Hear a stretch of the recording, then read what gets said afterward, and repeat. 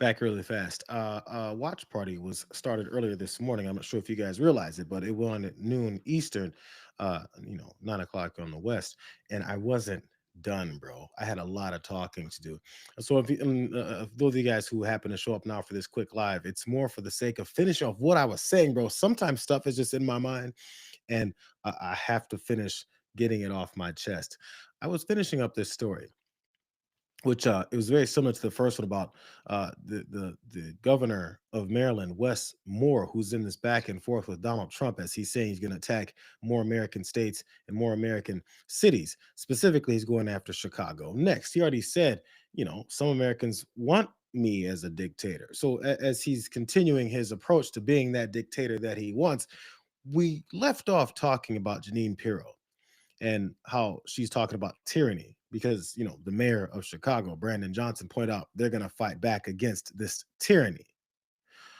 She then revealed that she has no interest in fighting crime. She has interest in supporting Donald Trump and his tyranny. So let me get back to Brandon Johnson talking about what is it they're actually doing in the city. Very similar to what Wes Moore was saying they're doing in the state of Maryland to fight back with crime and lowering those rates, providing those numbers that no one in this administration wants to acknowledge or believe.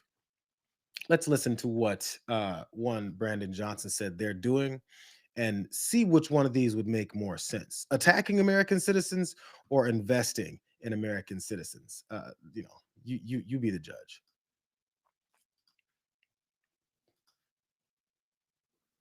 So let me just be very clear. He does not have the legal authority to do it. Right. I'm not talking about the police force. I'm talking about the Insurrection Act and National Guard. I'm saying he does not have, I know what you're talking about. He does not have the legal authority to do it. In fact, troops do not have policing power. So they can't even do the very thing that he claims that he wants them to do. You talk about incompetence. I remember a time in which we had presidents who declared war on poverty. This president has declared war on poor people. President Trump shifting the highest concentration of wealth into the hands of the ultra rich, and he's doing it by way of taking away Medicaid, taking away SNAP. I mean, literally taking away food. He has gone after the Department of Public Education, defunding critical resources to our cities. And he is literally plundering our cities as we speak. And if the president was sincere, he would not be declaring war on poor people and going after homeless people. That's a much different posture than what we're taking in the city of Chicago. We've expanded our shelter beds by 126%, put $40 million into our shelter system to improve them. We're on pace to build 10,000 affordable units by the time my first term ends. It's why here in Chicago, we're moving to challenge the ultra rich to pay their fair share in taxes. You have a tax burden of working people in the city of Chicago, about 19, almost 20%. Where for the rich, it's about 11.5%. For the ultra rich, they almost pay no taxes. My focus is going to always be to protect people of this city and to build the safest, most affordable big city in America. And though we take these threats seriously, we will not bow down or succumb to his tyrant rage.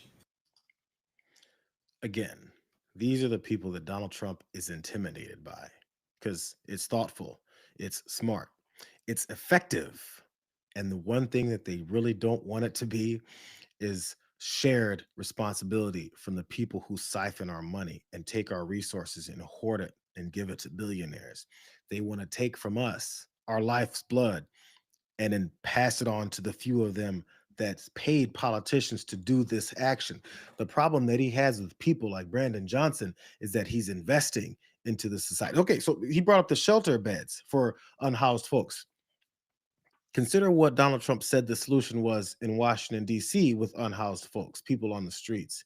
Run through them violently, send a National Guard, federalize the police, tear up their tents, throw them out, and push them out where? I mean, he was asked about it. Pete Hegseth was asked. They said, I don't know.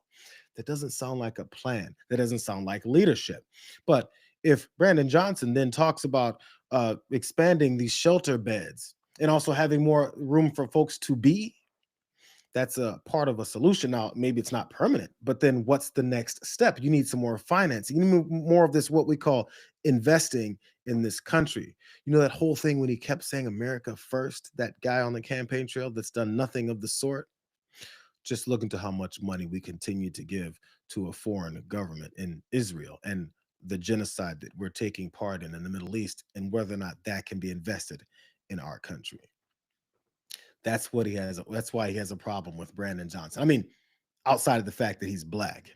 Here's more what Brandon Johnson posted that he's about, as far as fighting back and making sure that we're representing Americans. Really fast. Here was a statement he put out. Unlawfully deploying the National Guard to Chicago has the potential to inflame tensions between residents and law enforcement when we know that trust between police and residents is foundational to building safer communities. They don't acknowledge that. They feel like enforcement and hatred and violence is somehow having to do with limiting crime. More, though. Johnson's statement continues. An unlawful deployment of the National Guard would be unsustainable and would threaten to undermine the historic progress that we've made. Here's the bold part. In the past year alone, we've reduced homicides by more than 30%, robberies by 35%, and shootings by almost 40%. There's more. He said, we need to continue to invest in what's working. Invest. Our communities are safest when we fully invest in housing, community safety, and education. Remember this guy in the White House? When he said that they're looking to dismantle the Department of Education because they don't want to invest in education. They don't care about the children of this country. Last part about this slide. He said it will not put food in the stomachs of the 1 in 4 children that go to bed hungry every night in Chicago.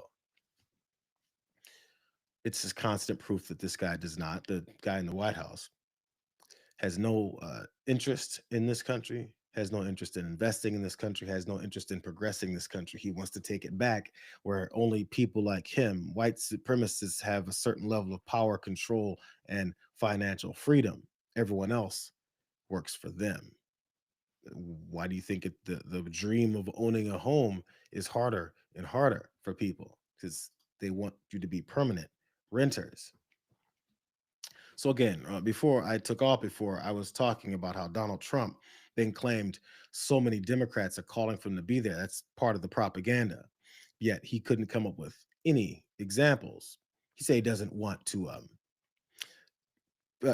harm their potential races. If you listen to what he says, you can understand how much bullshit he's really spewing every time he talks. Why would one Donald Trump, who says every Democrat is trash and that we need to completely sweep every Democrat out of office, why would he be concerned with saving their seats after they quietly called you and said that they love that you're coming into their cities and their states?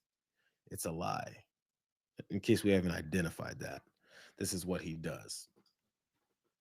So to the back end of this, I want to keep giving more time to people that are speaking the truth rather than the propaganda that goes through the channels of this administration. I'm going to show you guys one more clip from Brandon Johnson and what it is that he's saying versus the stupidity of what the president is saying.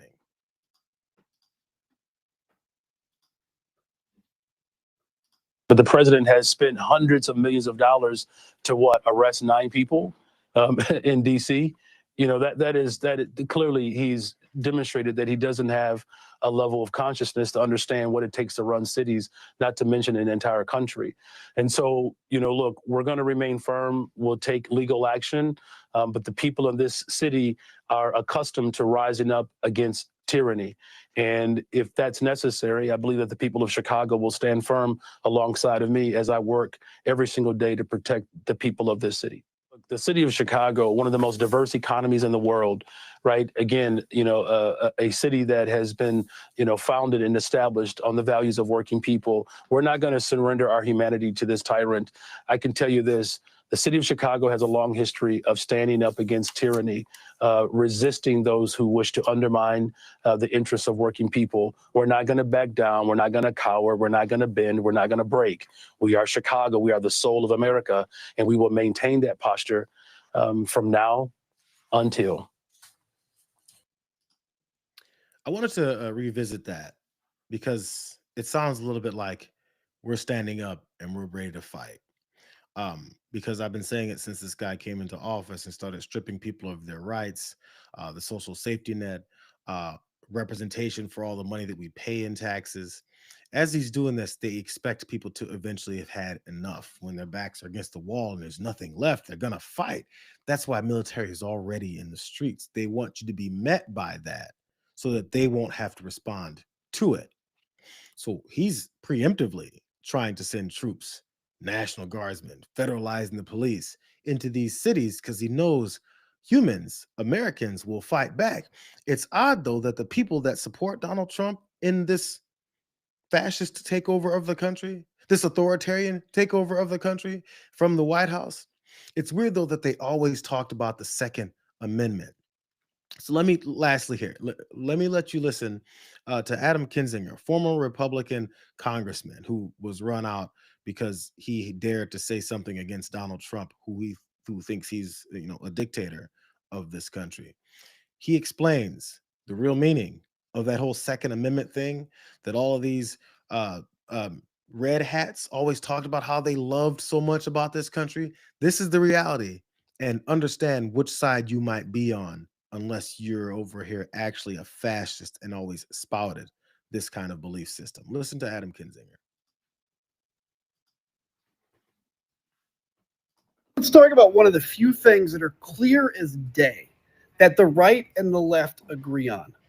The Second Amendment, there may be disagreement in terms of the right to keep and bear arms individually, but the Second Amendment also guarantees the right of a state to have a militia.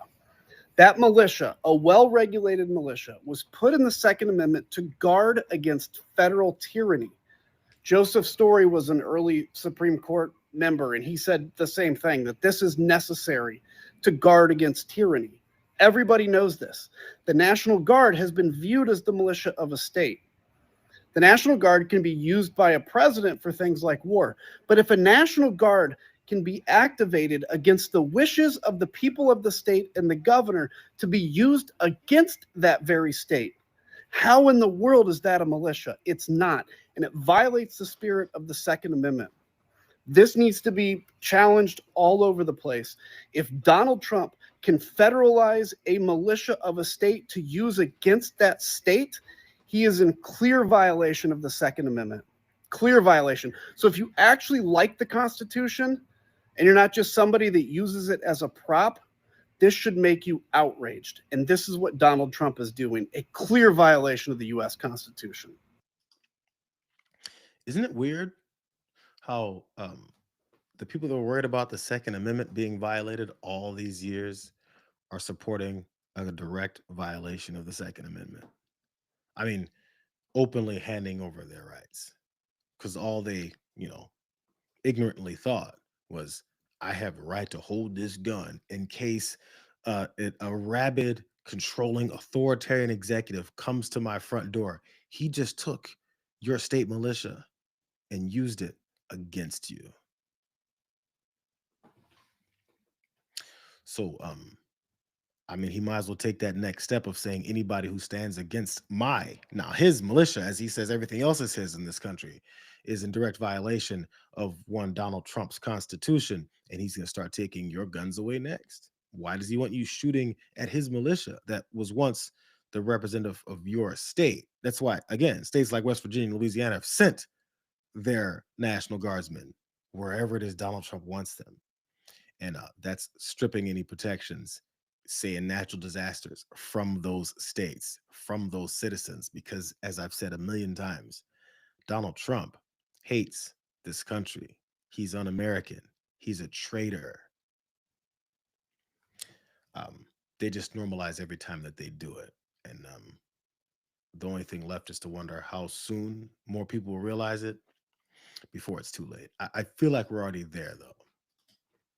That's all I got, you guys. Only been on for a few minutes. Glad a couple of like 110, 20 of y'all showed up. Good to see you again. I'll be back on again tomorrow. I gotta go. These are gonna be going up on the channel. It's gonna be a little later today because I went so long. If you guys caught me on the damage report, that was fun too. But catch me again tomorrow. We got another watch party here at noon Eastern. Tell your friends, go ahead and share the stream. Let them know I got a lot more happening. We'll see you guys tomorrow. Thanks. See you.